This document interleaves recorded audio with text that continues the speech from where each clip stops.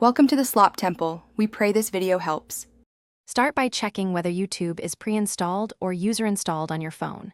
Open Settings and tap Apps or Apps and Notifications to view installed apps. Scroll or search for YouTube using the search field at the top. If you see Uninstall, the app is user-installed and removable. If you see Disable, YouTube is pre-installed and cannot be fully removed. Sign into your Google account and note preferences you want to keep. Back up any subscriptions, playlists, or downloads before proceeding.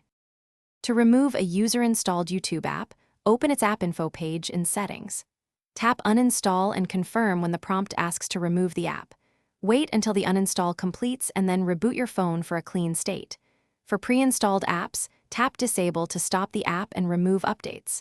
Tap Storage, then Clear Data and Clear Cache to erase local files.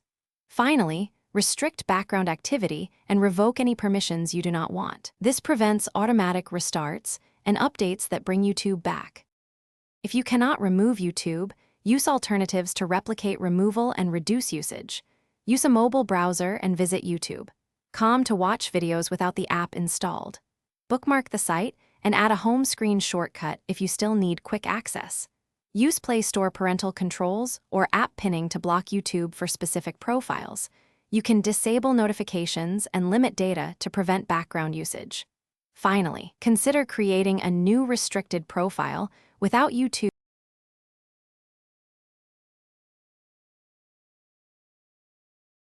Thanks for watching.